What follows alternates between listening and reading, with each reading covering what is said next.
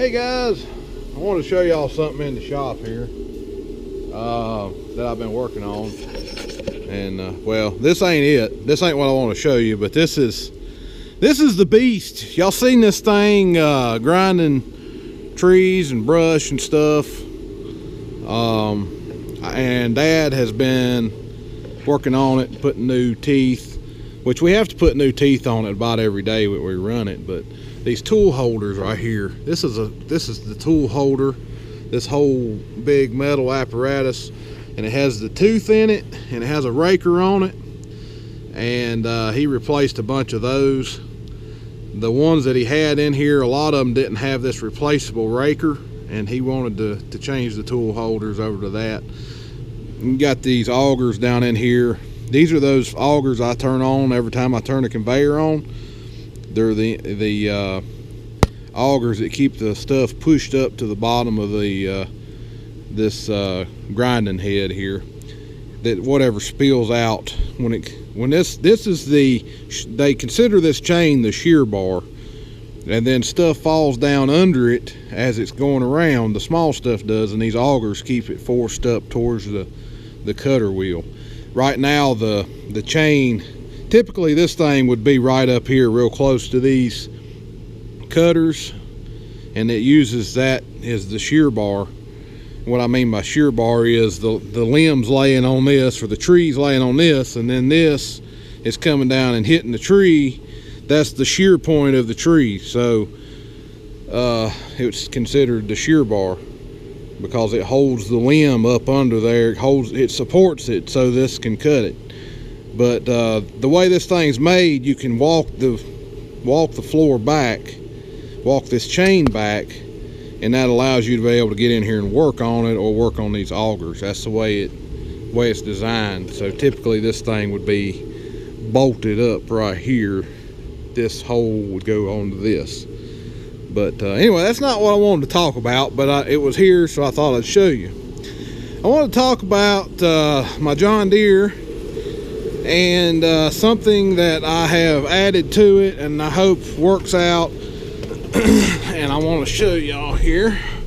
I've had to rearrange basically everything in here, but I've got a new screen in here and it's right there. I'm gonna go ahead and turn it on, and there, can y'all see what that is? Probably can't tell what you're looking at there, but how about that? Does that look a whole lot like that? Because I put a backup camera on there. And not only did I put a backup camera, you've seen the first view. That right there is on the loader. Now you're thinking, why did you put a camera on the loader? Well, on this big tractor with a big hood, it's hard to see this coupler to get it hooked up on implements, or it's hard to see bucket forks. Well, not bucket forks, but a set of pallet forks. This is hopefully going to help me be able to see that. Now I had to rearrange everything. I used to have this business band radio mounted right here. This used to be right here where this screen is. So what I did to give myself more room was I moved the radio under here, and I put the hanger right here. I didn't have a hanger before, so I went ahead and put a hanger in. I'd have been just sticking the mic in here because I hadn't ever put a hanger in here. I went ahead and put a hanger on right there for my radio mic. This is a sprayer control for the new sprayer I have that I made a video on. This is the for the Harvest Tech spray applicator for the propionic acid that I put on my hay when it's too wet. That's what it's for. And this is an adjustment knob, and then this is a hay moisture tester, and then I have another mount right here where the round bale monitor goes. Now I have this camera, and I can switch between.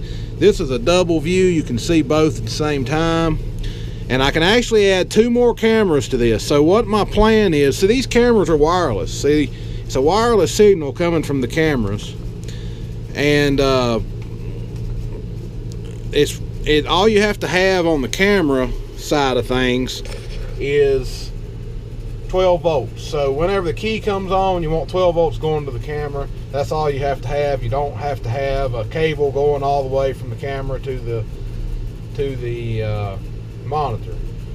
Now, one thing that I have noticed with this wireless camera is there is about a half a second delay between when something moves out there and you see it on the screen. So in other words, if you drop the snowblower, and sitting here with my peripheral vision, you'll see the snowblower drop, and it's real quick, but there is just a little bit of a lag before the snowblower even stops moving. You'll see the snowblower move on the screen, but there's a little bit of a lag. I don't think it's going to be a big deal. You just don't want to be trying to get real close to something like that's really important. Like if you're trying to back up against that truck, you might want to turn around and look. So it's not a big deal because you can still look. But this is going to help me sitting there trying to blow the snow. I've got the snow blower on there, and we hadn't used it this year, but this is going to help me just sitting here for hours at a time. Instead of trying to look over my shoulder, I can look at this screen, which is much easier to see. And then I'll have the camera on the front, and then I plan on adding a camera to maybe my square baler, but definitely want to add one to my accumulator to watch the bales go into their packs, so you can see what's going on back there. And I haven't got into that yet, but I think may already be power back there because of the lights that are back there. Should have a hot wire in that pigtail that comes on with the key, because there is one coming out of the tractor. It just depends on if they put that extra wire in the pigtail that goes back there or not. We're going to find out. So this is going to be pretty neat. I don't know how good the quality looks to you on the camera here, but it's actually in HD and you can see really well. It will record, so I can put a memory card in it if I want to and record through this unit. I don't know how good the footage will be from it. I doubt it would be as good as this, but it does show your picture in 1080p HD. So the picture is really clear and you can see really well. Everything shuts down with the key off, so you don't have to worry about it. Oh, and see, one thing I like about it, I'm going to turn the key on. I want you to see how fast it all boots up. Key on, and right there, maybe 3 seconds, it's all activated. So it's not like you have to wait on 5 minutes for everything to link up because it's wireless. It's basically immediate link up with everything. And it is a cheaper Chinese camera. I don't know how it's going to hold up. Here's one of the camera. I mean, the whole system is, I'll show you the brand of it. But here's one of the cameras. This is the front camera. I didn't want to, this up here was a big ordeal for me. I thought about this, and I still don't have it permanently mounted yet. I've got it on magnets, and we made this little bracket and bolted it to the tractor loader. I didn't want to weld anything on this pretty green paint. We painted this green and then bolted it down, and it's on magnets. I can actually pull this camera off, and that's why the cables here are exposed, because I don't have it permanently mounted yet, because I don't know exactly where I want it yet. But another advantage to have it on the magnets is I have a lot of extra wire here. I can cut that zip tie, and I already did this once. I can move it down here, and I can see right through to my pallet forks if I want to. So I'm kind of torn on where to put that. I thought about putting it up here, but I don't really like it up there the way it looked. And I have to run a different set of wires. This loader actually had wires in it I could use to run it to where it is. So that worked out good. I'll show you where those go. As far as the rear camera goes, I mounted it right here. I do have it kind of tilted to the left so it can pick up the square baler pickup head and everything a little better. But yeah, we did some work to this snowblower too, because this tractor is a lot wider than it is. So we worked on some wings right here and got it on both sides and made it where is a little wider. That was something we've been needing to do anyway. But yeah, so you see that camera's up there. You've seen the view that it has. It's a good view. I'll show you right here. Right in here is where the wire comes from the loader. It's this gray pigtail right here. This one actually goes in the loader harness too, but I never did find it up there in the front. This one actually goes up there to the front, and I was able to get a plug that plugged right into it on the front. So I hadn't had to cut any wires. And this wire and harness goes through this coupler to send power to the camera. And it also powers these lights right here. And I'm pretty sure when I had those lights put on is when this cable got put on. I don't think it was on here when I bought the tractor, because I had these lights added later, and that added the wiring.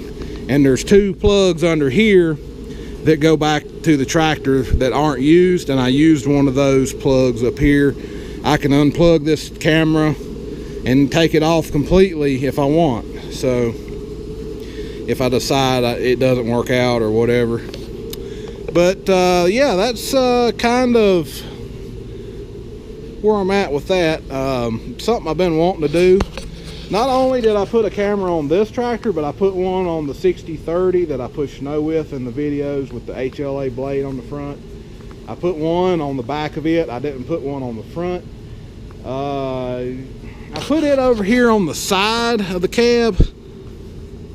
You can still see everything just fine. My thinking was on that is with the side boom mower, I'm wanting to be able to angle that camera over here where you can see the side arm mower, because we have that big diamond side arm mower for the 6030, and it's really hard to see that mower because the fenders on that tractor are so big. That mower, if you're trying to run it right in this area, you can't see it because of the fender, and if you try to go up high, you can't see good because of the cab. And I'm talking about the New Holland 6030 tractor. I don't have the mower set up to run on this tractor, but I'm hoping to be able to use the camera to watch the mower, so we'll see how that goes. But anyway, I just wanted to show y'all that right quick. I don't know if y'all have seen this HLA blade before. This is an HLA 4000, and the 4000 is what I'm running on the big 6030 that I push with, but it's the snow wing. So it's actually a 4200, I think. It's the same blade. Basically, it starts with the same blade, but then it has the big motors, big contraption over here that holds the motors that swing the wings in and out. This one is hydraulic angle, but it does not have the wings. Now you can get optional swing up manually folding wings that you can put on this blade to cap the ends off, like if you want to turn it into a box scraper for pushing parking lots. It does have that option. So we don't have them, but you can get them for them. But these are really heavy duty blades. We do have the carbide blade on this, carbide edge on it, I should say. So anyway, I just wanted to show y'all my new camera setup on the tractor.